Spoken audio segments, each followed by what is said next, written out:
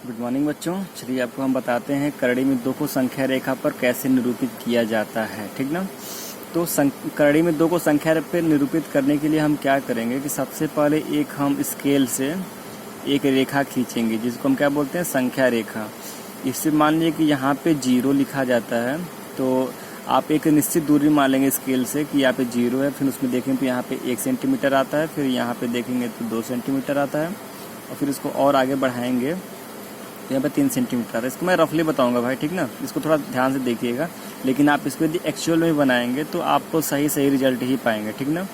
तो सबसे पहले देखते हैं करड़ी में दो को संख्या रेखा पर दिखाने के लिए करते क्या है।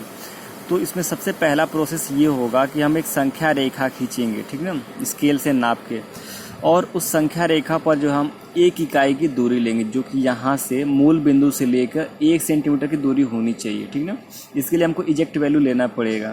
और इसमें चाहे तो आप रचना भी कर सकते हैं, और रचना के रूप में लिखने के लिए क्या लिखेंगे कि जहाँ जो आपका मूल बिंदु होगा, जिसको आपने 0 माना है, इसको आप चाहें तो O करके दिखा सकते हैं। O मीन्स ओरिजिन पॉइंट होता है मूल बिंदु, ठीक ना।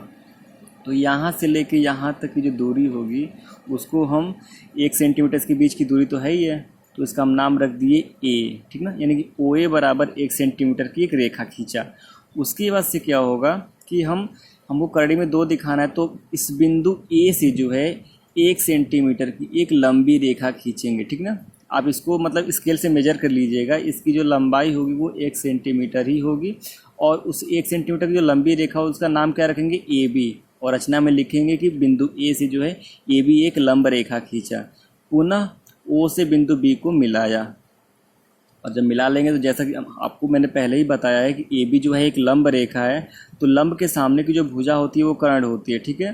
तो ये कर्ण का काम करेगा, ये आधार का काम करेगा, और ये जो है लंब का काम करेगा, ठीक ना। तो यहाँ से हम OB का मान निकालना चाहें तो OB जो क्या हो जाएगा, OB स्क्वायर इक्वल टू हो जाएगा AB का स्क्वायर प्लस OA का स्क्वायर। कैसे होगा, पाइथागोरस प्रमेय से, क्योंकि हम जानते हैं कि कर्ण का स्क्वायर बराबर होता है लंब का स्क्वायर प्लस आधार का स्क्वायर, ठीक ना। तो कर्ण का स्क्वायर बराबर लंब का मतलब क्या है, 1 सेंटीमीटर, तो 1 का स्क्वायर करेंगे तो 1 ही होगा, और आधार का मतलब क्या है 1, तो 1 का स्क्वायर करेंगे 1 ही होगा। ये किसके बराबर है, कर्ण स्क्वायर के बराबर है। तो कर्ण बराबर क्या हो जाएगा, जो इधर स्क्वायर दिख रहा है जब उधर जाएगा तो ये करड़ी का रूप ले लेगा, ठीक ना। क्योंकि करड़ी का मतलब होता है 1/2। इस जो यहाँ पे 2/1 दिख रहा है ना, जब उधर जाएगा तो ये 1/2 हो जाएगा, घातांक में ही रहेगा, जो कि करड़ी को दिखाता है। और यहाँ पे देख रहे हैं कि ये 1 है, तो इसको 1 का स्क्वायर 1 ही होता है, और फिर यहाँ पे 1 का स्क्वायर 1 ही होता है। 1 और 1 जोड़ेंगे तो करड़ी में 2। अब करड़ी में 2 आ गया, यानी कि जो OB डिस्टेंस है ये क्या है, करड़ी में 2 है। तो हम क्या करेंगे, लंगड़ा प्रकार लेंगे, कंपास प्रोटेक्टर जो भी बोलते हैं उसको लेके यहाँ पे उसके नोक को रखेंगे, निडल को रखेंगे, और यहाँ से OB तक की जो दूरी है उसको हम चाप मान लेंगे, और उसी चाप को ध्यान में रखते हुए एक ऐसे कट मारेंगे, ठीक ना। एक कट लगाएंगे जो कि संख्या रेखा पे जहाँ पे कट करेगा वहीं उसका दूरी होगा, जिसको कि हम M से दिखा दे रहे हैं, और कह सकते हैं कि OM बराबर करड़ी में 2 जो है संख्या, OM बराबर करड़ी में 2 जो है संख्या रेखा पर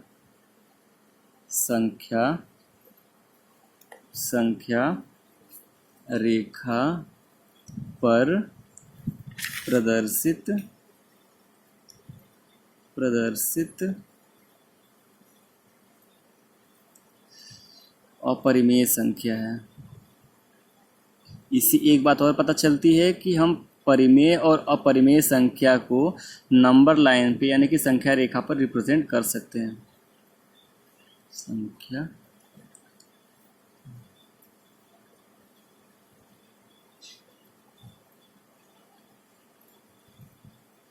बस इतना ही है दोस्तों। और सपोज कर लिए कि आपको इससे भी आगे का बनाना है, जैसे मान लीजिए आपको करड़ी में 5 का बनाना है, तो उसके लिए मैं अब अगली वीडियो में बताता हूँ, ठीक ना। ओके।